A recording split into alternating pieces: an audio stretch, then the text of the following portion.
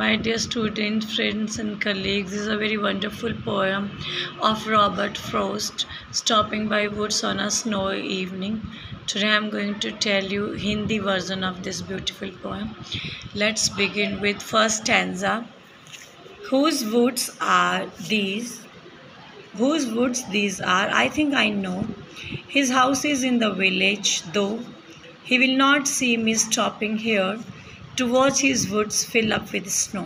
So जो हमारा poet है, जो कि आप देख पाते हैं यहाँ पे बैठा हुआ है, सो ये पोइट है, ये एक घोड़े में, ये जो घोड़ा है इसमें सवारी करता हुआ जा रहा था और रास्ते में जाते जाते इसको एक जंगल दिखाई दिया। वुड्स का मतलब होता है जंगल।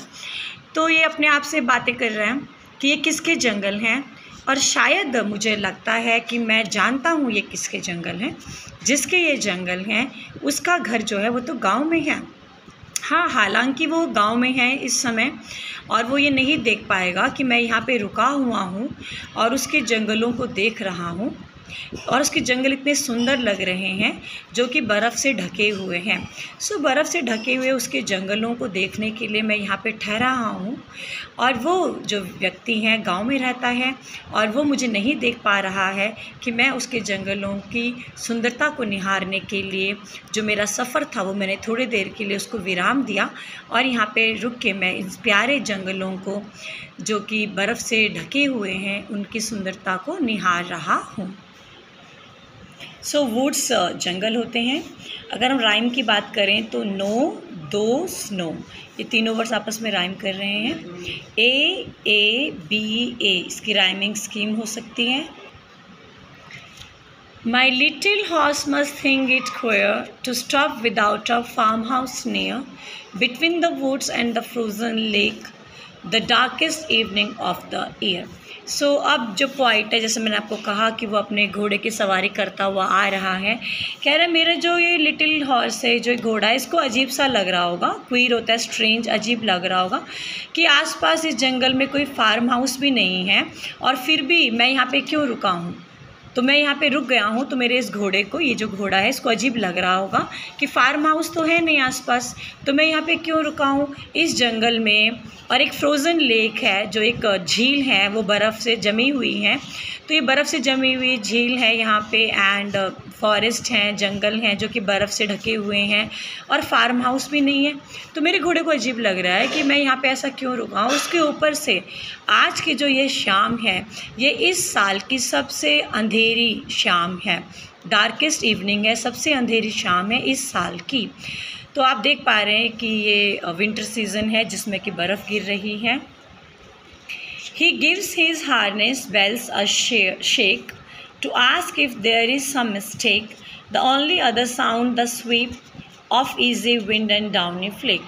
अब यहाँ पे जो ही है ये हमने घोड़े के लिए यूज़ किया है कि घोड़ा जो है वो अपने लगाम में जो घंटियाँ हैं उनको बजा रहा है।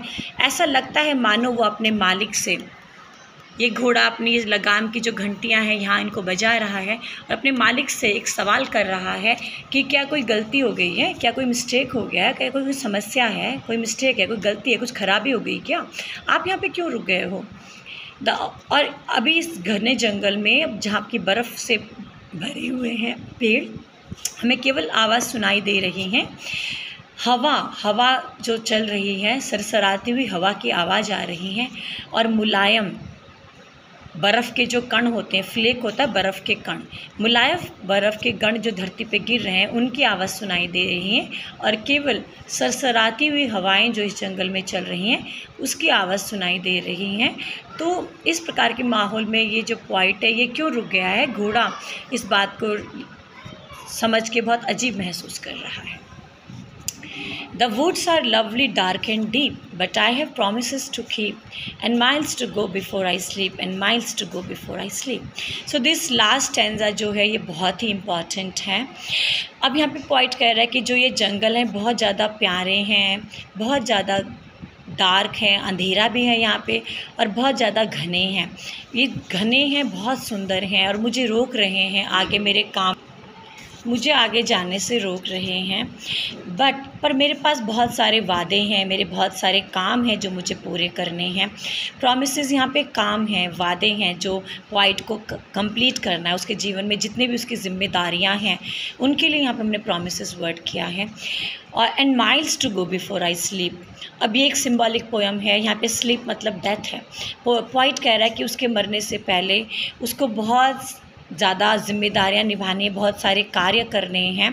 तो वो इस सुंदर इलाके में जो जंगल की सुंदरता पॉइंट को मंत्र मुग्ध कर रही है, वो यहाँ पे नहीं रुक सकता है क्योंकि उसको जीवन में बहुत सारी जिम्मेदारियां निभानी है। तो इस प्रकार ये पोयम हमें संदेश दे रही हैं कि प्रकृति हमें लुभाती है, वो हमें रोकती हैं, लेकिन मनुष्य के बहुत सारी जिम्मेदारियां होती हैं, बहुत सारे कस्में होते हैं, वादे होते हैं, वो उसको पूरे करने होते हैं। तो वो बीच में रुक नहीं सकता, उसको अपने वादे पूरे करने, उसको अपने कार्य पूरे करने। क्षण भर के लिए वो रुक सकता है, थोड़े से मज़े ले सकता है, लेकिन बीच में अपने काम को वो छोड़ नहीं सकता है, उसको अपनी जिम्मेदारियां निभानी हैं। आई होप आपको ये पोएम समझ आई होगी। Thank you.